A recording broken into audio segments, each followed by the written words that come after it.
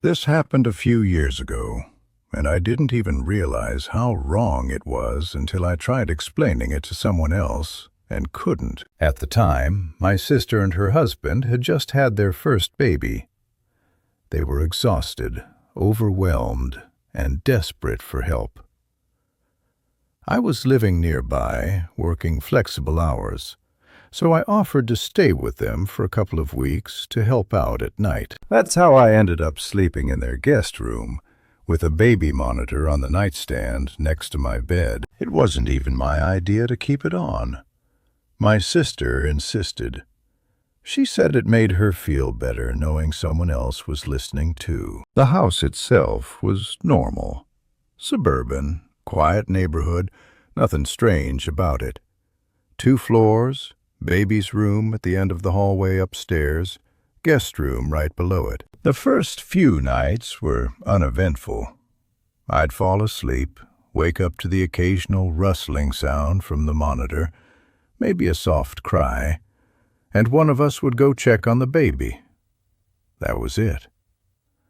Then, one night, around 2 a.m., the monitor crackled. At first, I thought it was just interference. The thing was old, and it picked up static all the time. I rolled over and was about to fall back asleep when I heard movement through the speaker. Not crying. Footsteps, light ones, like someone shifting their weight in the room. I listened for a few seconds, waiting for the baby to start crying. He didn't. Instead, I heard breathing, soft, slow, close to the microphone. I sat up in bed. Before I could reach for the monitor, a voice came through. It said my name. Not shouted, not whispered, just spoken calmly, like someone standing right next to the crib. I froze. I stared at the monitor, waiting for it to crackle again, waiting for static, waiting for anything that would make it make sense. Nothing happened. The baby didn't cry. The breathing stopped.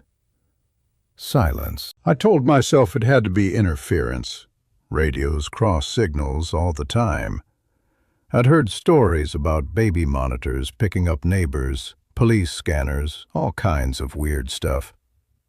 Still, I got out of bed. I walked upstairs slowly and pushed open the nursery door. The room was exactly how we'd left it. Nightlight on, baby asleep. No one else there. I checked the closet. Empty. Behind the door, nothing. Window locked. I stood there for a full minute, listening. Nothing. I went back downstairs and didn't sleep much after that.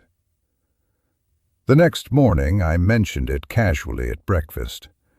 I didn't tell them exactly what I heard. I just asked if the monitor ever picked up voices. My sister laughed and said sometimes it picked up static, but never voices. Her husband added that they'd stopped using the video monitor because it would randomly turn on by itself. That wasn't comforting. The next night, I moved the monitor a little farther away from my bed.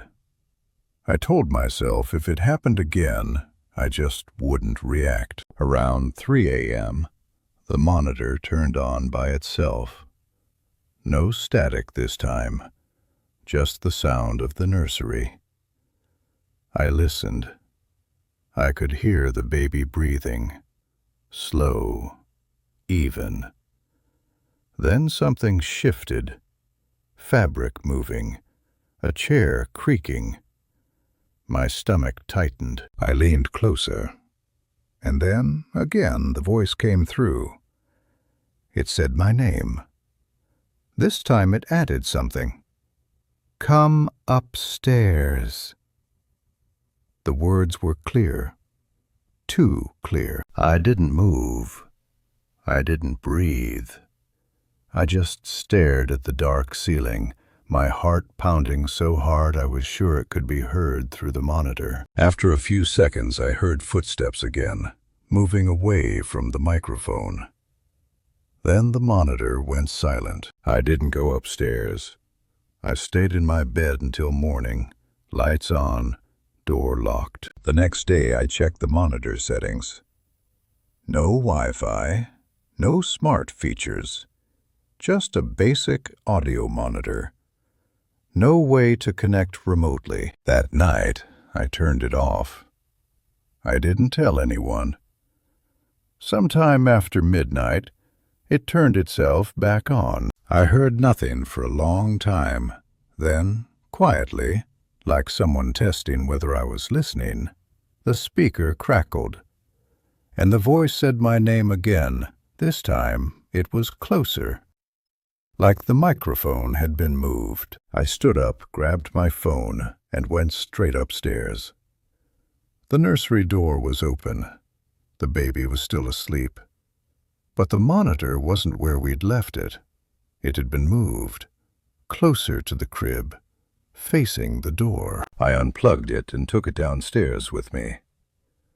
The rest of the night was silent. The next morning, I told my sister I had to leave early. I made up an excuse about work. I didn't mention the monitor. A week later, she called me. She asked if I'd ever heard voices through the baby monitor. I didn't answer right away.